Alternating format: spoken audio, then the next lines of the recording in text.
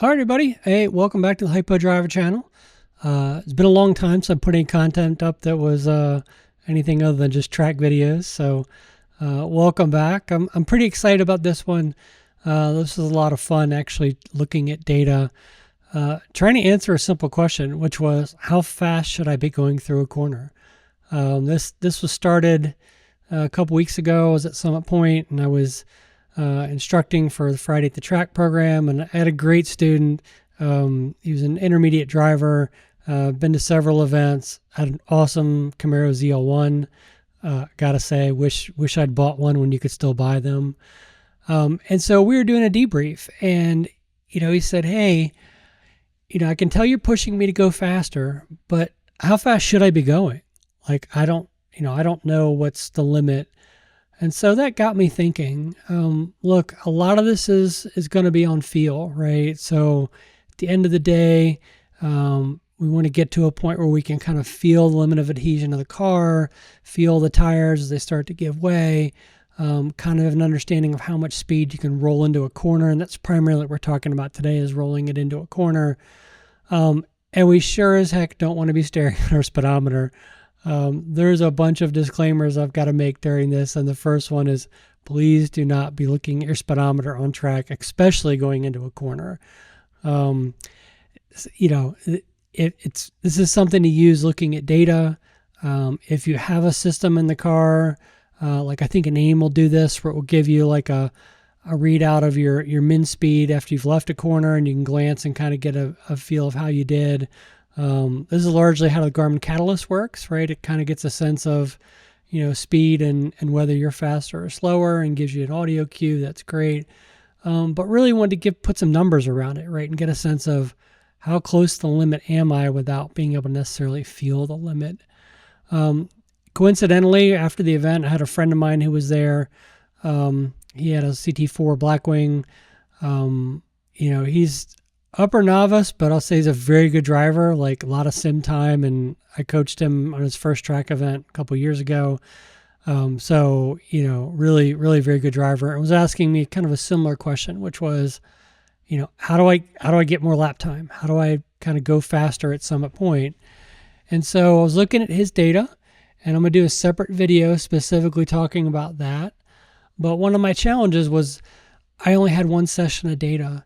And in the novice group or this traffic, it's really hard to get kind of a good feel of, comparing for a given driver, kind of segment to segment, where can they improve?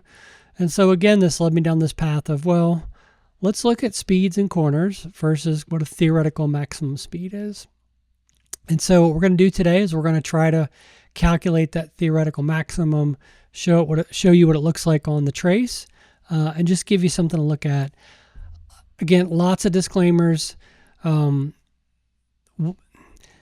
This limit is based on kind of theoretical maximum lateral grip of the car. Obviously, in corners, you're doing a lot more than just turning. You might be trail braking. You're going to be adding throttle. There's balance of the car. There's terrain. There's camber of the track. There's relative grip of the track, from corner to corner or throughout the day. So there's a lot that factors into this. And so again, this is a tool. This is designed to help you get an understanding of where you are relative to some theoretical. But please do not, take the data, say I should be doing 53 in turn one, and just go full send into turn one and hope it sticks. That's not a recipe for success. This is just something that gives you a number you can try to work up to as you start to feel the car at its limit. So this started with, if you pick up almost any data analytics, book and read it, they like to show the corner radius channel. And the corner radius channel is cool because, particularly if you don't have GPS data, it gives you a visual representation of how you drove into the corner by calculating the corner radius using lateral G and speed of the car. And for the most part, if you drive the same line, two different drivers, that corner radius will look the same. All right. The more speed will yield more lateral Gs, but if you're driving the same corner, basically the shape of it looks the same. So let's start by kind of adding that to this chart.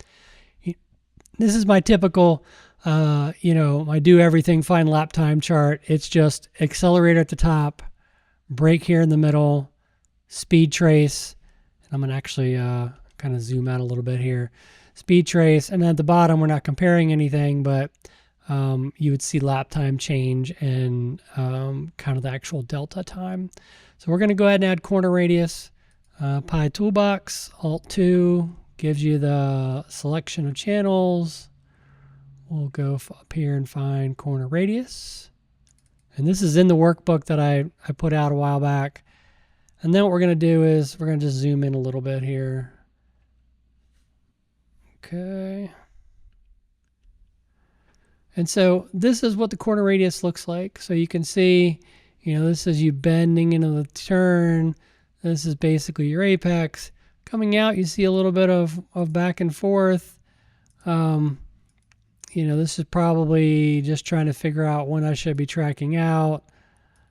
Again, here it's, well, maybe I should go ahead and track out a little more and then come back in. But generally speaking, the shape of this, and if you look at some other sessions, it's roughly the same. And just to prove that, I do have some other sessions loaded. This is one of my laps. And I should mention, you may have seen a couple years ago, different friend let me drive their CT4 Blackwing at Summit. I had a passenger in the car, obviously not my car, not an all-out lap, but just for comparison, you can see, and I hope you can see because now the colors are commingled, but pretty similar shape. Here you can see actually turned in a little bit later. But again, similar shape. So we're going to leverage this corner radius channel and a assumed maximum lateral grip to try to determine what the speed should be at that maximum grip. So let me go ahead and hide this again. And I'm going to go ahead and take this corner radius channel back out again. So the first thing to figure out is, well, what do I think my maximum lateral grip kind of target should be for a given car?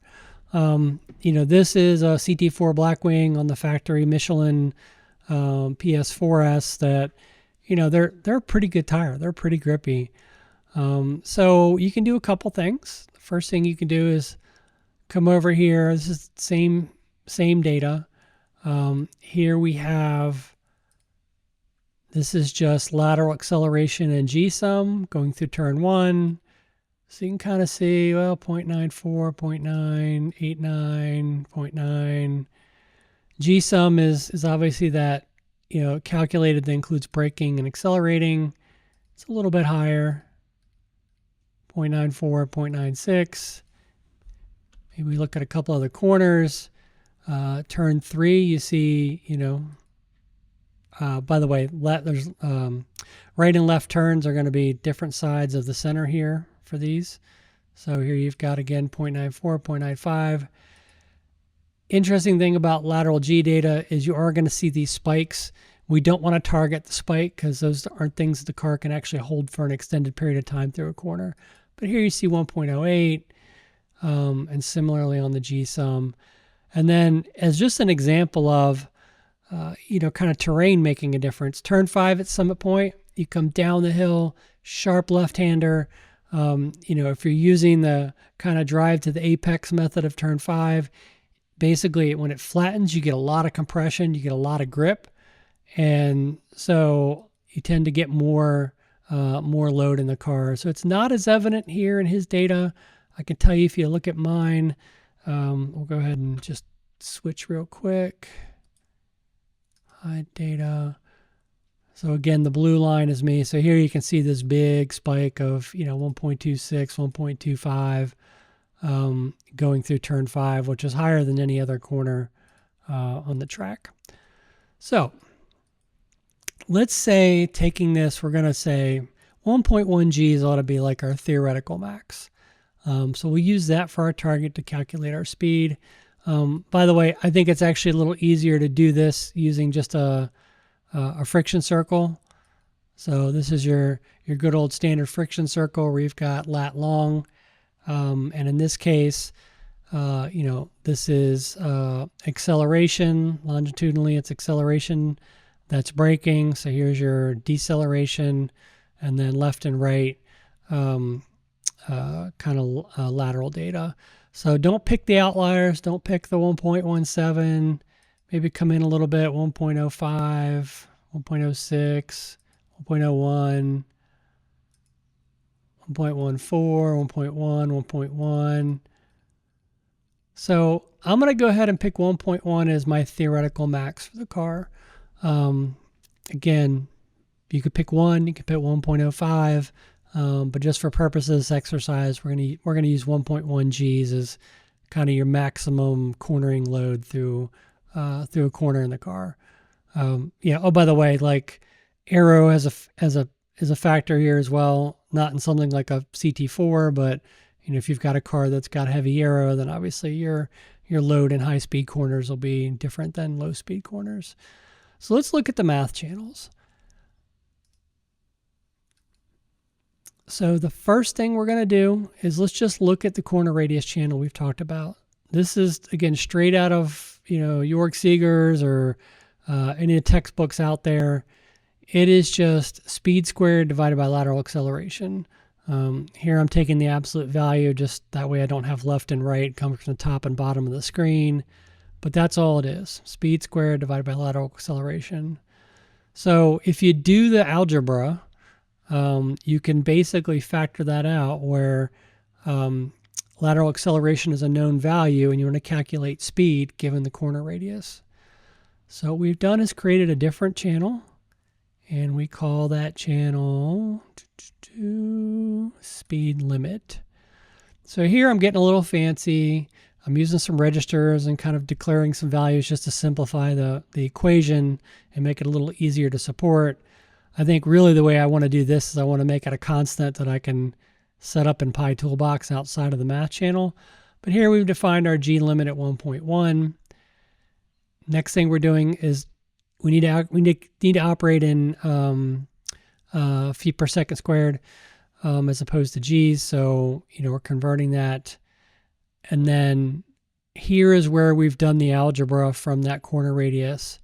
So here we're taking the square root of the corner radius and multiplying it times our theoretical G limit, and that should give us the speed that is our maximum for that corner radius at that G limit of 1.1. And then we convert to miles per hour. And then last, we're doing something a little funny here. You could just display the value, but it's going to get wonky because again, when you're not going straight, I think it's going to go to infinity when you're not loading. So what I decided to do is I want to only show a value if my lateral acceleration is over 0.8 Gs. So I'm really in a corner. And I also weeded out anything where my accelerator was over 90. So if I'm full throttle, I figure I'm not too worried about, whether I've gone into the corner. Well, I have more speed, I could go in the corner. I'm at full throttle at that point. So this is the channel. Okay, if you want to copy this, create your own math channel. Make sure down here your corner radius is in feet. Again, you see I've got, lateral acceleration in standard gravities. It's a velocity channel, miles per hour. So we're kind of doing the math in here. And the corner radius channel is already in the workbooks that I've put out again, but that was super easy. So let's take a look at this, see what this looks like on the data. Cancel. We're going to go back over to this same graph we were looking at, and we're going to go add speed limit.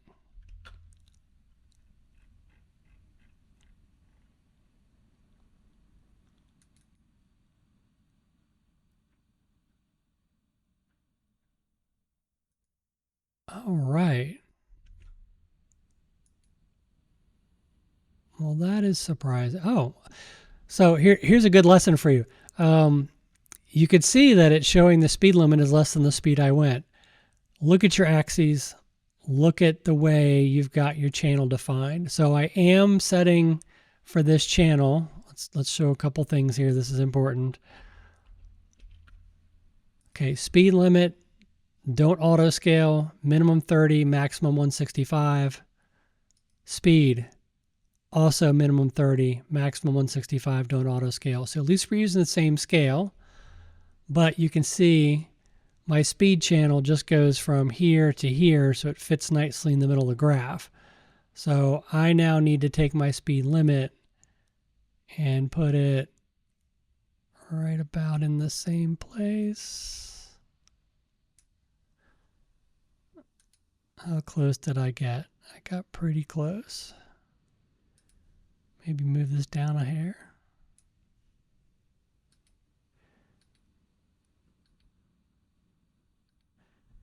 Okay, nothing like moving stuff around a window on a video. There we go. So that's pretty good. So now you can see very clearly this yellow is my theoretical maximum, and this is the actual speed we were taking. So turn one, great example.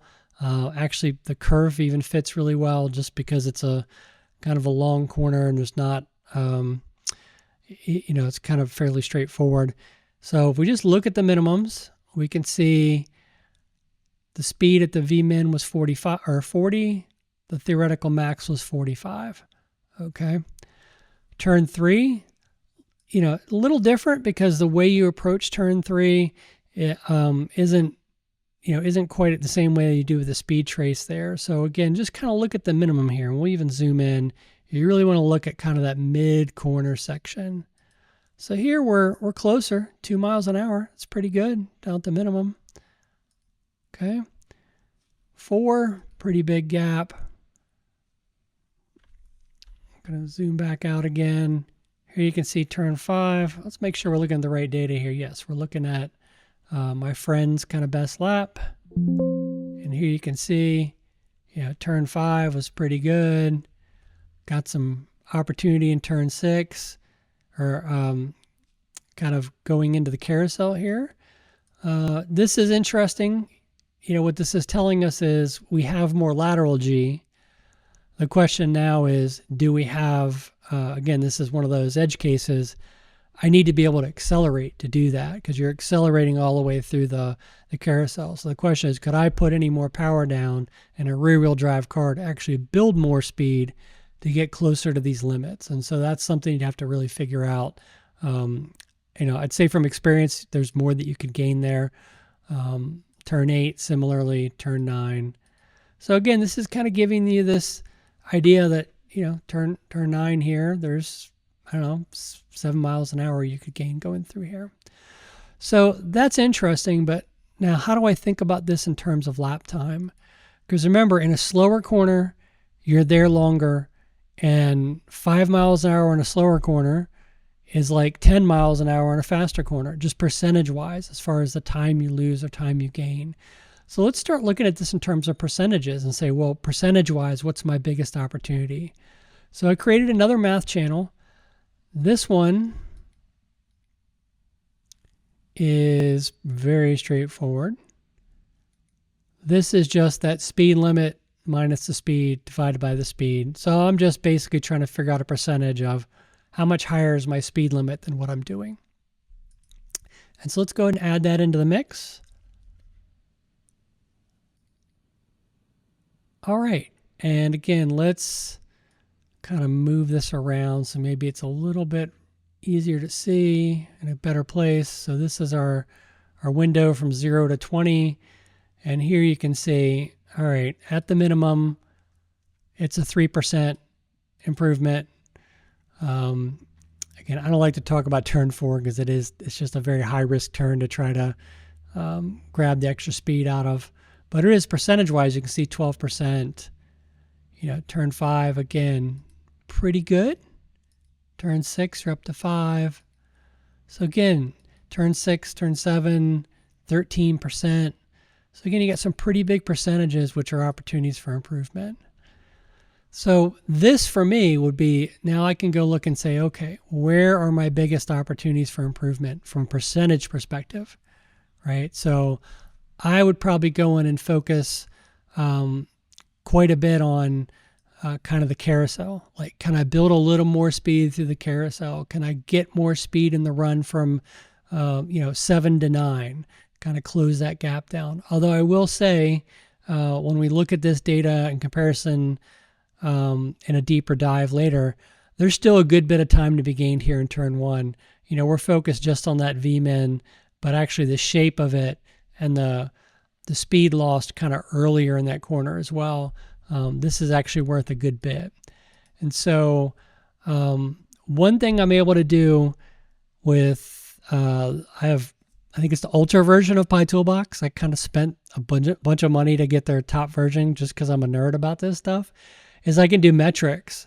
And so there's one trick I'm going to show you which you can't do without that version of it, but we can actually look at this across the corner. So one of the cool things about PyToolbox is with metrics, you can have metrics per segment. So here I've got corner 1, corner 2, straight to 2 to 3, corner 3, and these are all defined on the map, right? If you go download the maps that I have on the website, you'll see I've tried to, as best I can, approximate where these really are on the track, right? So there's 1, 2, 3, 4, 5, 6, 7, 8, 9, etc. And so what we can do with metrics is now break things out by corner segment or by straight segment. So here, what we're looking at are metrics just for corner segments. So this is for corner 1 through 10. And what I've done is I've created metrics for what's the duration of that corner. So here it's how long am I in the corner. So again, here you can see, the blue is my best lap, the orange is the other driver's best lap, and then the red is a comparison lap we did. This is the distance. There's a little bit of an aberration in here because the start-finish lines aren't synced up, that the distances show, I think, 6 miles an hour off all the way across. Minimum speed. So again, 45, 40, 39. Here's our theoretical maximum. Okay. And then what's the potential time gain?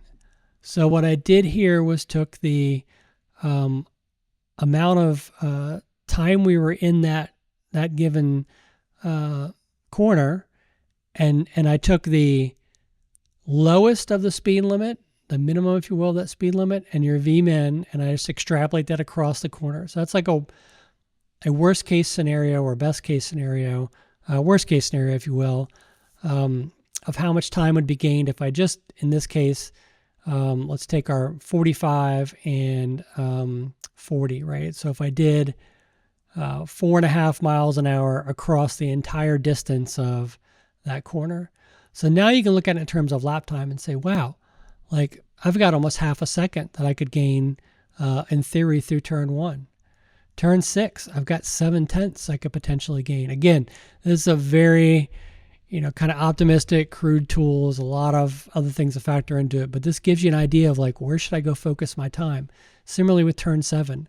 So this lets you as a driver say, where should I go focus my effort on trying to find that lap time and dig it out?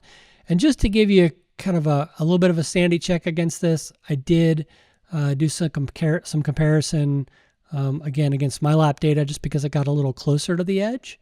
And so if we go back and look at this same comparison where we started, I'm going to go ahead and take a couple things out. Let's take the delta out.